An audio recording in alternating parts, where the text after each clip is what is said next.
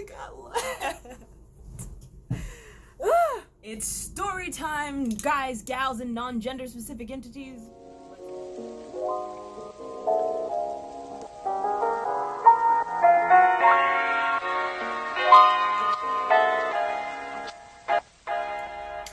So, happy Black History Month to all my blurs out there before I start. So this is a true story, I promise you. It's kind of like my flying solo story. This actually happened last semester, so 2019, closer to winter, but not really. So my school likes to go on tours. So they take like a small ensemble of students, performers, and we go tour to show gratitude and recruit for, more students to come join the musical arts. This happened to be my third tour. I had a solo. I was with all my buddies. We were on the bus just having a grand old time. And this particular day, we didn't have a morning appointment. Either it was canceled by some reason or whatever. We just didn't have it. So choir director was like, yep, we're gonna go to Washington, D.C. You guys are gonna look at the monuments. You guys are gonna go to the museum, but be back on this bus by 3 o'clock or you will get left. And I was like, okay, cool.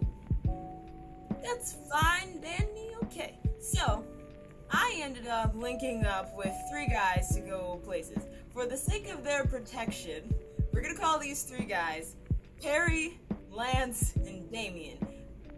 You don't really need to worry about Damien. He's actually fine throughout this story. So just keep in mind Perry and Lance. So we go to the Air and Space Museum. I'm taking pictures of them like I'm Candid Queen and all that jazz. We go through the simulations. Me and Lance, we won out of our friends because I'm a good shot. And we're having a good time. So a group of friends also was with us. And they were like, okay, we're just gonna head back. And Damien went with them. Me, Perry, and Lance were like, we're hungry, let's go get some food. So we're trying to go find Lime scooters. And if you don't know what a Lime scooter is, it's like a rent-a-scooter. So you find it on the street, and then you rent it with your phone, with your card information and whatnot, and then you just ride it wherever. So we get the scooters, we're really excited, we're having a grand old time riding them to McDonald's. We park, we lock them, we go inside, we order our food. We're looking at the time, we're like, okay, we can make it back on these scooters just in time. We're good to go, we're fine. They get their food, I'm waiting on mine. It wasn't even a ridiculous order. It was probably something like chicken nuggets. I don't know why it took so long, but it was making me paranoid. Lance and Perry are outside. I'm just like, you know what? No, whatever, it's fine. I'll eat later. It's whatever. I don't need to sing and eat it and blah, blah, blah, blah, blah. Rationale. I go outside where my scooter is and I notice that no one was out there. Just the scooter. Meaning Perry and Lance had both ditched me in DC by myself. So your girl was freaking out for a good 5 seconds. So I'm trying to unlock my scooter so I can get there. I'm trying to open up maps or whatever, some sort of GPS on my phone, and the scooter just wouldn't unlock. I was like, why are you being so slow? Unlock, I gotta get there because I don't want to get left. Bye, fire director. I'm not trying to be left in DC because I didn't follow directions and whatever, and I'm freaking out. I immediately text him as I am now moving on foot because I couldn't unlock the scooter back to where we were supposed to be for the bus. I'm like, hey, Perry and Lance left me and I don't know where I am, which is true. I am a North Carolina native. I don't know nothing about DC. So he's like, well, where are you? I'm like, look at the street signs, and I'm trying my absolute hardest not to just burst into tears as I'm walking through the busy streets, all these business people walking because it's lunch hour. They're going to food trucks, and I'm just keep moving forward, because if you stop, you're not going to make any progress, and if you don't make any progress, you're going to get left regardless. You are going to get left. That's just it. This is my internal monologue. You're going to get left. You are about to get left in DC by yourself, and your friends already left you, so you're going to get double left. That's just it. Good on you, sis. It's fine. You just gotta keep moving. You got your headphones in, you got your music. I'm texting my, at the time, boyfriend, and I'm like, I got left. He can't do anything. So he wasn't much help anyway, but he tried. And that's what matters. A for effort, I guess. Just keep moving forward. I get a text from Lance, and he's like, hey, where are you? And I'm like, I don't know. And he tries to airdrop me his location. Joke's on him. I run Android. That didn't work. He tries to send me a picture of where I'm supposed to meet him, like sort of like a halfway in between point.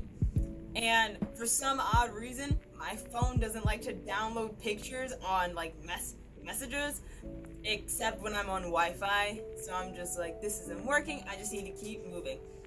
I am still like this close to bursting into tears in the middle of DC. But I keep moving forward. I'm doing deep breathing. And I'm like, you are not 12 like you look. You're an adult. You're an adult. You're okay. You're fine. This is fine. Not really, but it's okay.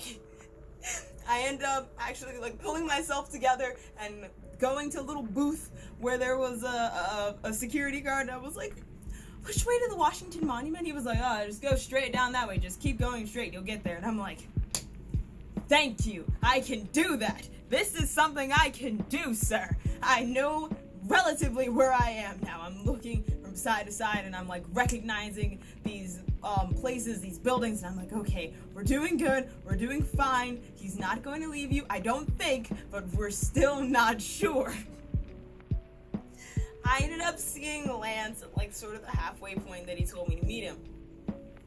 And now we're walking together because like, you know, he has me. And I'm like trying my absolute best to not A, punch him in the face, or B, still burst into tears. Your girl was struggling that day. And he asked me, which almost set me off completely, did you at least eat something? And I told him no. And that shuddering no, as I explained that I rushed out of McDonald's, almost broke me. And he was visibly hurt by me being very visibly hurt. He was so upset and apologetic, and he just kept saying, I'm sorry, I'm really sorry. It's like, we didn't know, and that was stupid on my part. And I'm just like, it's okay. It's fine. I am usually as animated as I am right now. So I'm like, usually, and I was just deadpan. There was no emotion, because if I showed any emotion, I was gonna cry. That was just it. I couldn't cry. I couldn't. If I did, I would have completely broken down right then and there, and that would have sucked. And I didn't want to.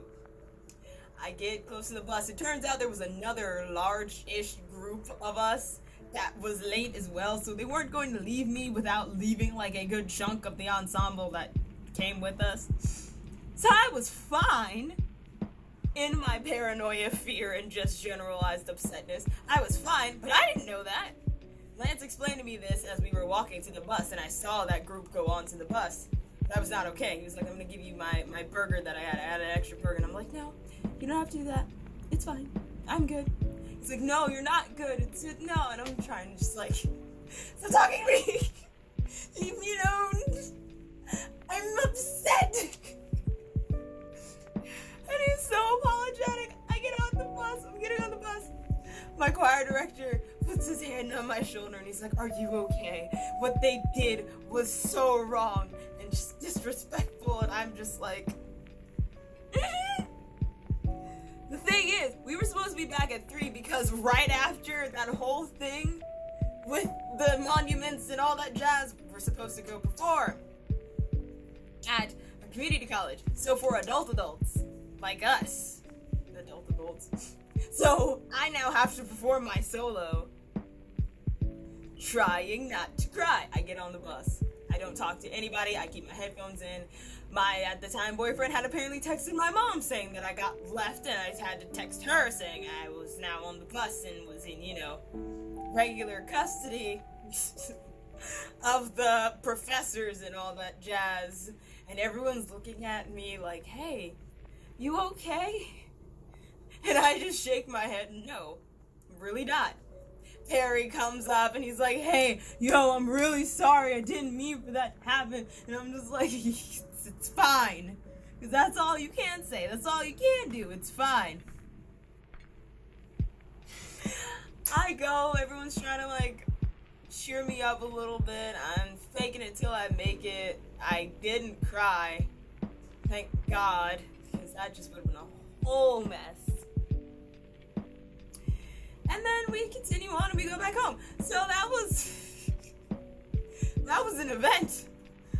And I had forewarned them that I was going to make this video, and they were just like, oh geez. And I had even made that joke to Perry, who's in my form and analysis class, about him leaving me.